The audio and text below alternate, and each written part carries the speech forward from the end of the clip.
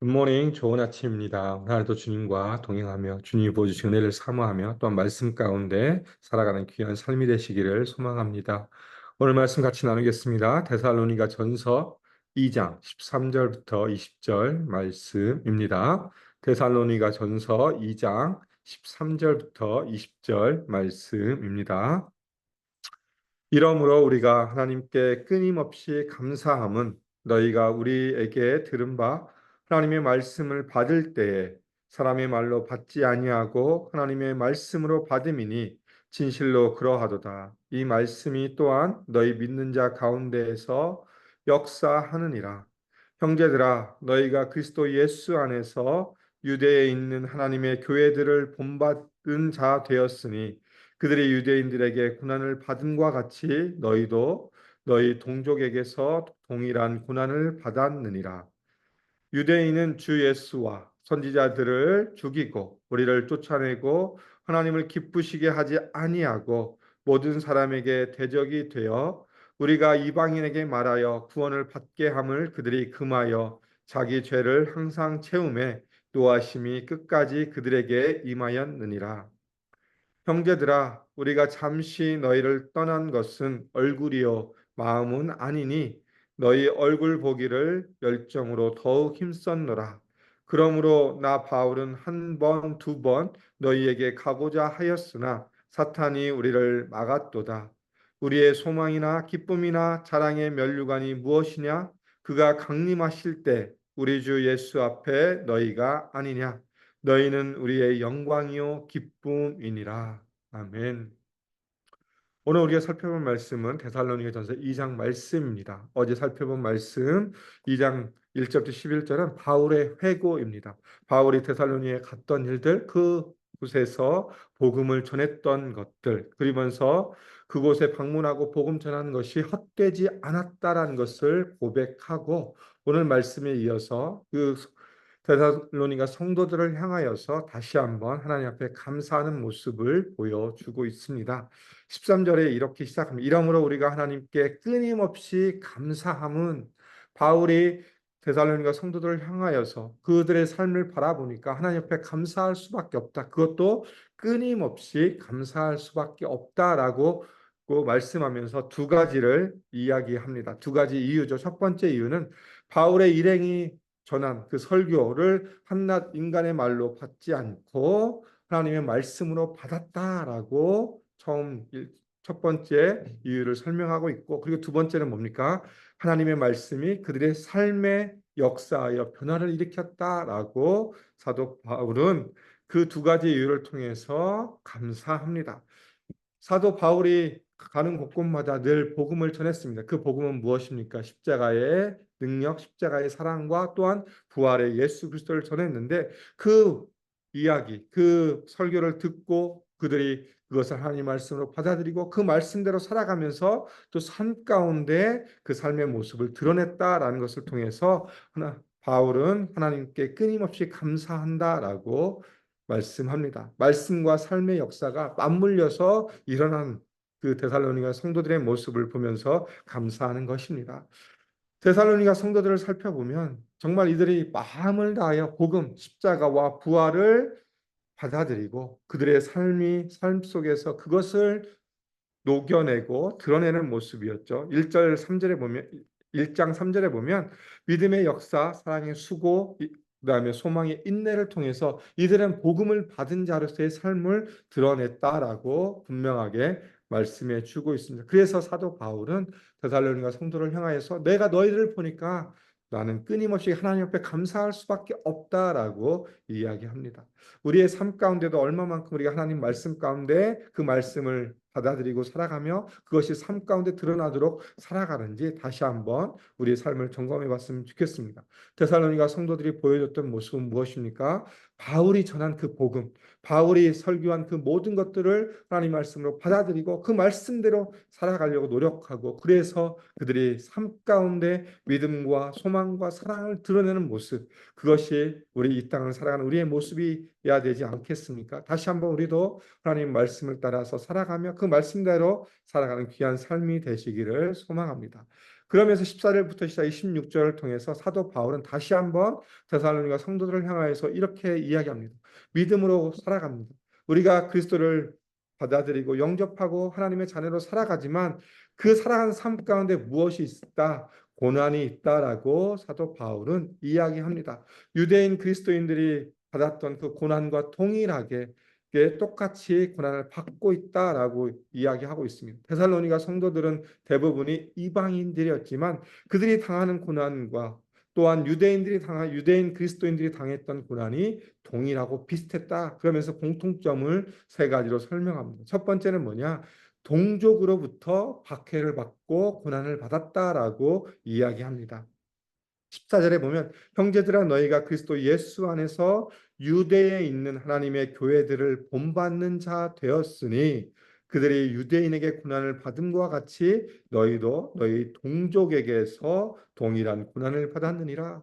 이 데살로니가 성도들도 똑같이 고난을 받았습니다. 누구를 통해서? 같이 살아가는 사람들, 친구와 가족과 이웃을 통해서 괴롭힘을 당한 사람들이었습니다.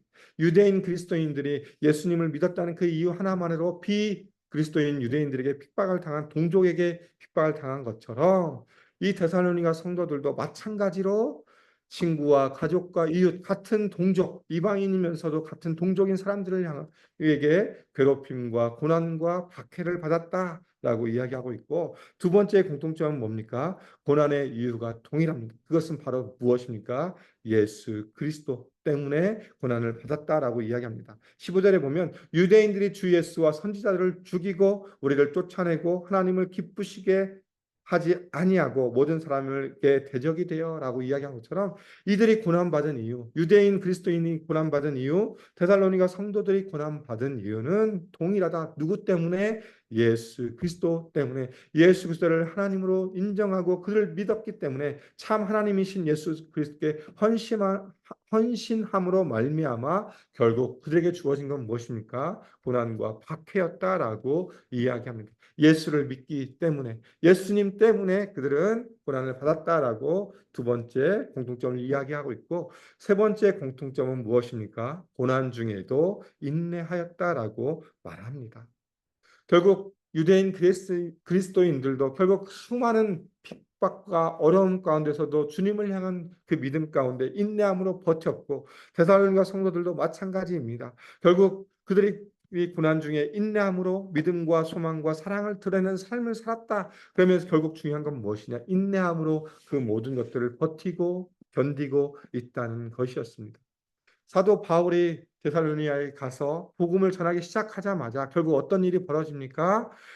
빌립보에 있던 그 사람들 유대인들이 사주하에서 데살로니가에서도 소동이 일어나고 그리고 그로 인해서 사도 바울을 잡지 못하고 다른 사람들 야손들과 예수를 믿는 사람들을 잡아서 힘들게 했고 결국 보석으로 풀려나면서 어려운 일을 당하게 했던 일들이 바로 데살로니가에서 일어났던 일인데 그 일들을 바라보면서 또한 그 일들 가운데서 이 믿음의 사람들이 어떻게 보여줬냐 그 힘듦과 그 고난 가운데서도 인내함으로 보여줬다라고 사도 바울은 이야기합니다. 그러면서 14절과 16절을 통해서 우리가 믿는 자에게 있어서 고난은 당연히 올 것이다. 그러나 그것을 통해서 힘들어하지 말고 오히려 민감으로 버틸 것을 분명하게 사도 바울은 말씀하고 있습니다.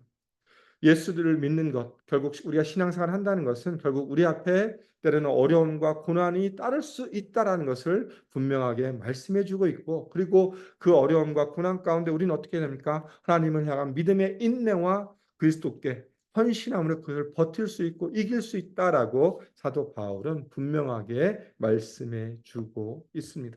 우리가 이 땅을 살아가면서 때로는 예수 믿는 것으로 인해서 어려움과 고난이 당할 수 있습니다. 그러나 그것에 우리는 좌절하는 것이 아니라 오히려 그것을 통해서 하나님 앞에 나아가고 우리의 믿음을 하나님 앞에 드리고 인내함으로 그것을 견디고 또한 주님이 주실 놀라운 은혜와 사랑을 기대하며 나아갈 것을 하고 있죠. 우리 삶 가운데도 그렇게 그런 삶이 되시기를 주님의 이름으로 소망하며 축복합니다. 그러면서 마지막으로 17절부터 시작해서 20절까지 사도 바울은 데살로니가 성도들을 향하여서 향한 기대와 소망을 이야기합니다. 17절에 보면 형제들아 우리가 잠시 너희를 떠난 것은 얼굴이요 마음은 아니니 너희 얼굴 보기를 열정으로 더욱 힘썼노라. 비록 데살로니가 그 땅에서 소동이 일어나서 결국 그 땅을 떠날 수밖에 없었지만 그러나 그 떠난 것은 우리가 자의로 떠난 것이 아니라 결국은 어쩔 수 없는 상황 가운데서 일어난 일이다라고 이야기합니다. 사도행전 17장 1절부터 8절에 보면 그 이야기가 자세히 기록되어 있죠. 바울과 그 일행들은 열심으로 가는 곳마다 복음을 전하기 애쓰고 수고했지만 결국 유대인들이 일으킨 그 소동으로 인해서 어쩔 수 없이 떠나게 됐고, 그래서 다시 한번 그들의 얼굴을 보고자 하였지만 결국은 못 보는 상황이 되었다라고 이야기하면서, 우리가 떠난 것은 얼굴이지 우리의 마음이 아니다. 우리의 열정, 너희를 향한 그 마음이 이미 사라진 게 아니라 오히려 그것이 더 불을 짓하고 그 열정을 통해서 너희에게 다가갔다라고 이야기합니다. 그러면서 18절에 어떻게 이야기하죠? 그러므로 나 바울은 한두 번, 한 번, 두 번 너희에게 가고자 하였으나 사탄이 우리를 막았도다라고 이야기합니다. 사도 바울은 데살로니가를 떠나서 어디로 갔습니까? 베레아라는 땅으로 갔습니다. 그래서 거기서 호시탐탐 다시 한번 데살로니가 가고자 하는 기회를 누렸지만 결국 어떤 일이 또 벌어지냐면 베레아에서도 똑같은 일이 벌어집니다. 유대인들이 또 소동을 일으켜서 결국 바울과 바울의 일행이 베레아를 떠날 수밖에 없고, 결국은 어디까지 갑니까? 아가야를 지나서 고린도 도시까지 떠나가는 모습을 보여주고 있고, 그래서 그 고린도에서 데살로니가 성도들을 향해서 편지를 쓴 것이 바로 데살로니가 전서입니다. 유대인들의 그 소동을 피신하기 위해서 베레아까지 갔지만 결국 또 그 안에서 또 소동이 일어남으로 말미암아 결국 갈 수 없도록 된 상황을 다시 한번 설명하면서 사탄이 우리를 막았도다라고 사도 바울은 이야기합니다. 유대인들을 그 정말 소동을 일으키고 바울을 잡으려고 했던 그 사람들의 소동을 결국 무엇으로 평가합니까? 사단의 행위로, 사단이 우리를 막았다라고 하면서 결국 우리가 가지 못했다라는 것을 이야기하면서, 마지막으로 19절과 20절 통해서 우리가 비록 가지 못하고 다시 보지 못하지만 그러나 너희는 우리의 진정한 기대와 소망인 것을 말씀합니다. 19절과 20절 말씀입니다. 우리의 소망이나 기쁨이 나 자랑의 면류관이 무엇이냐? 그가 강림하실 때 우리 주 예수 앞에 너희가 아니냐? 너희는 우리의 영광이요 기쁨이니라. 비록 지금은 너희를 다시 만날 수 없지만 예수 그리스도가 다시 오실 그 재림의 때에 우리는 영광스럽게 주님 안에서 죄할 것이다. 이것을 기대하며 소망이고 너희가 우리의 영광이요 기쁨이다라고 사도 바울은 본인의 기대와 소망을 그 성도들을 향하여서 드러내고 있습니다. 비록 정말 주님 앞에서 주님이 주시는 그 능력 가운데서 지금은 만날 수 없지만, 그러나 다시 오실 예수 그리스도를 그 안에서 믿음을 소망하며 사랑할 때 또한 그 안에서 예수 그리스도 다시 오는 재림 가운데 우리가 영광스럽게 만날 수 있다. 그것을 기대하며 나아가고, 그러면서 너희 성도들은 우리의 복음의 열매이자 우리의 영광이요 기쁨이다. 그 소망을 드러내고 있습니다. 사도 바울은 오늘 본문을 통해서 감사와 또한 고난과 기대와 소망을 향하여서 기록하고 있습니다. 그러면서 이 말씀을 생각해 보면 결국 한 가지로 저희는 귀결된다고 생각되어집니다. 그것은 바로 무엇이냐? 말씀 앞에 뿌리를 내린 신앙을 통해서 이 모든 것을 감당할 수 있다라는 것을 분명하게 말씀해 주고 있습니다. 이 데살로니가 성도들이 바울이 전한 그 복음, 십자가와 부활을 하나님의 말씀으로 받고 살아가면서 결국 어떤 일들이 벌어졌습니까? 그 말씀을 믿고 살아가면서 삶 가운데 믿음의 역사가 일어났고, 또한 고난이 있었지만 그 고난도 주님이 주신 말씀을 붙들고 살아가면서 그 고난을 건질 수 있었고, 마지막으로 기대, 소망을 할 수 있었던 이유가 무엇입니까? 말씀으로 살아가기 때문에 주님이 다시 오실 때 우리는 다시 한번 기대와 소망 가운데 나아갈 수 있다라는 것을 분명하게 말씀해 주고 있습니다. 우리는 얼마만큼 말씀 가운데 살아가고 있습니까? 데살로니가 성도들은 그 말씀이 들려졌을 때 그 말씀은 바울의 입을 통해서 들려진 말씀밖에 없었습니다. 그러나 그들은 그 말씀을 하나님 말씀으로 받아들이고 그 믿음 가운데 살아가고 그 고난도 견디고 삶 가운데 그 그리스도인의 모습을 드러냈고 또한 소망을 가질 수 있도록 만들어 주었는데, 우리는 과연 어떤 모습 가운데 살아가고 있는지 우리의 삶을 다시 한번 점검해 봤으면 좋겠습니다. 우리에게는 하나님의 말씀이 분명하게 전달되어 있죠. 창세기부터 시작해서 요한계시록까지 66권의 말씀을 통해서 우리가 이 땅을 어떻게 살아갈 것인지, 하나님의 백성으로 하나님의 사람으로 어떻게 살아갈 것인지 삶의 가르침으로 또한 말씀이 주어져 있고, 그 말씀대로 살아갈 때 우리 삶이 어떻게 변화되고 어떤 열매를 맺을 것인지를 분명하게 말씀을 통해서 우리에게 전달해 주셨습니다. 우리는 그 말씀을 늘 묵상하며 또한 읽으며 살아갈 때 우리의 삶의 모습은 어떤 모습인지 다시 한번 점검해 봤으면 좋겠습니다.